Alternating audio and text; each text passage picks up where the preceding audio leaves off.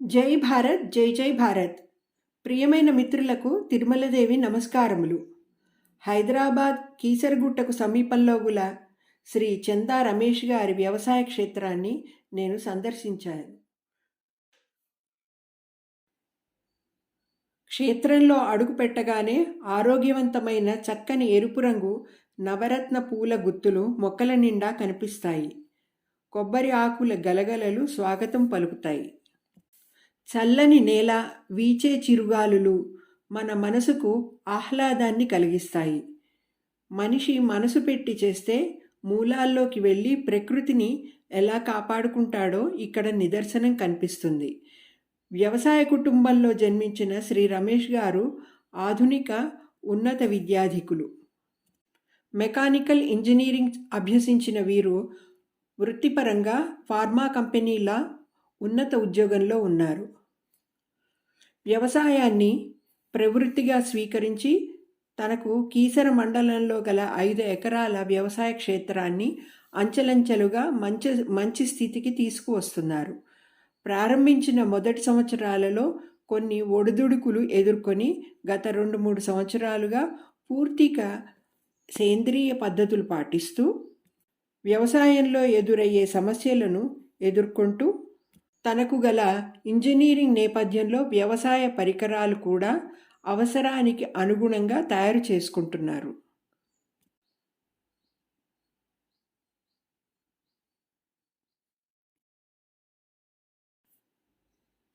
నాబార్డ్, రైతు నేస్తం, శ్రీ రమేష్ గారు ముగ్గురి సంయుక్త ఆధ్వర్యంలో రైతులకు మరియు అభిరుచి కలిగిన నాబోటి వారికి సేంద్రియ వ్యవసాయంలో నిర్వహించిన ఒకరోజు శిక్షణా శిబిరం ఇది.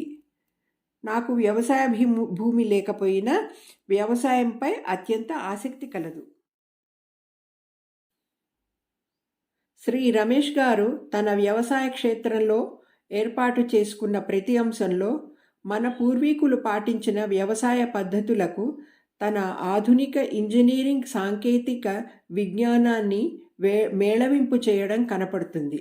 వీడియోలో తర్వాతి భాగంలో ఈ విషయం మీకు ప్రస్ఫుటంగా అర్థమవుతుంది.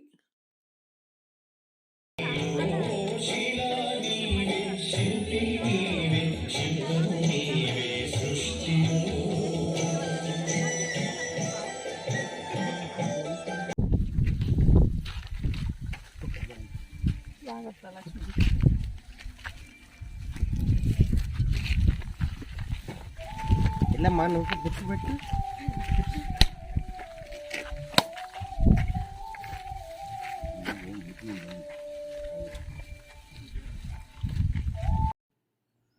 తదనంతరము రైతు నేస్తం ఫౌండేషన్ చైర్మన్ పద్మశ్రీ శ్రీ ఎడ్ల వెంకటేశ్వరరావు గారు స్వాగతోపన్యాసం చేస్తూ సేంద్రియ ఎరువుల ఆవశ్యకత, నిత్యం రైతు నేస్తం ఫౌండేషన్ ద్వారా రైతులకు అందిస్తున్న సహాయ సహకారాలు, ఫౌండేషన్ వివరాలు, కార్యక్రమాలు వివరించారు. పూర్తి ఉచితంగా నిర్వహిస్తున్న ఈ శిక్షణా తరగతులను ఉపయోగించుకోవలసిందిగా కోరారు. కొత్తగా సేంద్రియ విధానంలోకి వచ్చిన రైతుల కొరకు రైతు నేస్తం ఫౌండేషన్ సమాజ సేవలో భాగంగా విస్తృతంగా చేపట్టిన వివిధ వ్యవసాయ మరియు అనుబంధ ఆహార ఉత్పత్తుల పంపిణీ, మార్కెటింగ్ పద్ధతులు కూడా డిస్కస్ చేశారు. రైతు నేస్తం ఫౌండేషన్ మరియు రైతు నేస్తం అనేవి వేరువేరు గ్రూప్స్. రైతు నేస్తం అనే పేరుతో ఎన్నో సమూహాలు ఫేస్బుక్లో ఉన్నాయి. అవి వేరు. గుంటూరు జిల్లాకు చెందిన రైతు నేస్తం ఫౌండేషన్ గ్రూప్ వేరు. ఈ తేడాను గమనించవలసిందిగా కోరుతున్నాను. ఫౌండేషన్ అని ఉండాలి. అది ఉంటేనే గుంటూరు జిల్లాకు చెందిన శ్రీ ఎడ్ల వెంకటేశ్వరరావు గారి గ్రూప్ అవుతుంది. ప్రధాన నిర్వాహకులైన శ్రీ చందా రమేష్ గారు ఎటువంటి భేషజం లేకుండా తన అనుభవాలను వివరించారు. అనేక కష్టనష్టాలను ఓర్చి ఒకవైపు ఆఫీసులో పని బిజీగా ఉంటూ పొద్దున్న 4-5 గంటలకు ఇక్కడికి చేరుకొని చేయగలిగినంత పని పూర్తి చేసి మళ్ళీ ఆఫీసుకు వెళ్ళడం వంటి శ్రమ కోర్చిన జీవనం వ్యవసాయం మీద బాగా ప్యాషన్ ఉన్నవారు మాత్రమే చేయగలరు. నిజానికి రమేష్ గారు ఇంత కష్టపడి పని చేయవలసిన అవసరం ఏముంది? ఫార్మా కంపెనీలో ఉన్నత ఉద్యోగం, హాయిగా ఖాళీ స్థలంలో హోమ్ థియేటర్లో కూర్చుని సినిమాలు చూసుకోవచ్చు. కానీ ప్యాషన్ టు వర్క్ ఆయనను డ్రైవ్ చేస్తోంది. ఆ రోజు వచ్చిన అంతమంది రైతులను చివరి వరకు అందరినీ పలకరిస్తూ తను పాటిస్తున్న విధానాలను రోజు మొత్తం అలసట, విసుగు, విరామం లేకుండా వివరించి చెప్పారు. వ్యవసాయ క్షేత్రం మొత్తం తిప్పి చూపించారు. Very simple person, honest manners of living. ఆయనకు ఈగో వంటి లక్షణాలు ఏమీ కనపడలేదు. ప్రధాన నిర్వాహకు ఆయన ఇంకో విషయం కూడా స్పష్టం చేశారు. కుటుంబ సహకారం గురించి. తన శ్రీమతి ఎప్పుడూ పనులలో నిదాన పడకుండా ముందుకు నడిపిస్తుందని, అధిక ప్రోత్సాహాన్ని కలుగజేస్తుందని తెలిపారు.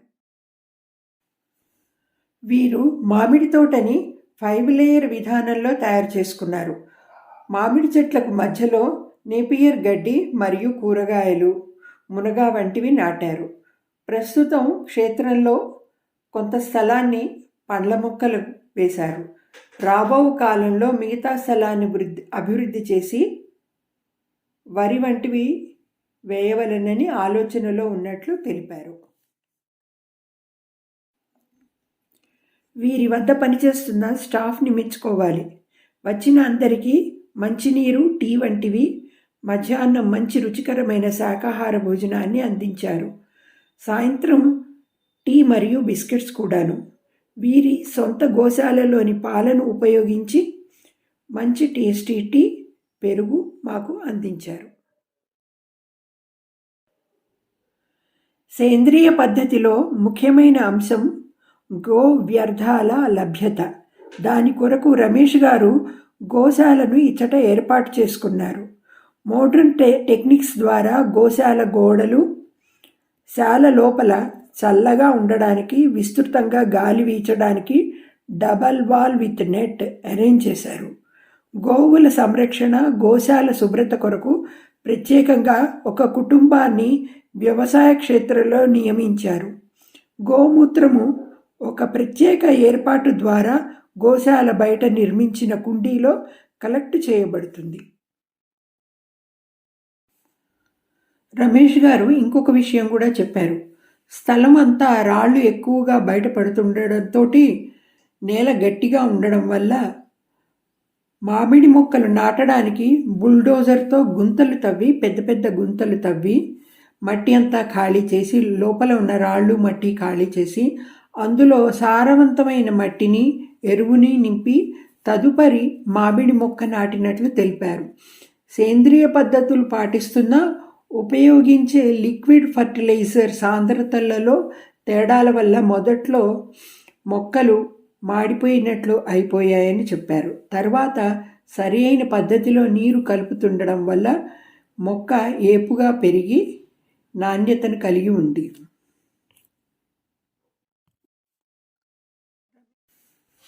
గో కృపామృతము తయారు చేసిన గోపాల్భాయ్ సుతారియా వారి ఇన్స్పిరేషన్తో గో వ్యర్థాలతో వ్యవసాయం చేయడం, జీవన ఎరువుల కల్చర్స్ తయారు చేయడం, సమీప గ్రామాలలో ఏర్పాటు చేసిన ట్రైనింగ్ ప్రోగ్రామ్స్ అటెండ్ అయ్యి అధ్యయనం చేసి ఇప్పుడు తన సొంతంగానే జీవన ఎరువుల కల్చర్స్ తయారు చేస్తున్నారు. ఇప్పుడు ఇక్కడ చూపిస్తున్న బాటిల్స్ అన్నిట్లలో, క్యాన్స్, బాటిల్స్లో జీవన ఎరువుల కల్చర్స్ అన్నీ ఉన్నాయి. ట్రైకోడర్మా విరిడి, మెటరైజియం, బవేరియా బాసియానా మరియు వేళ్ళు భూమిలో సులువుగా చొచ్చుకోపోవడానికి వాడే వ్యామ్, వీటన్నిటి కల్చర్స్ ఈయన తన సొంతంగా తయారు చేస్తున్నారు. మనందరికీ కూడా నేర్పడానికి ఆయన సంసిద్ధత వ్యక్తం చేశారు.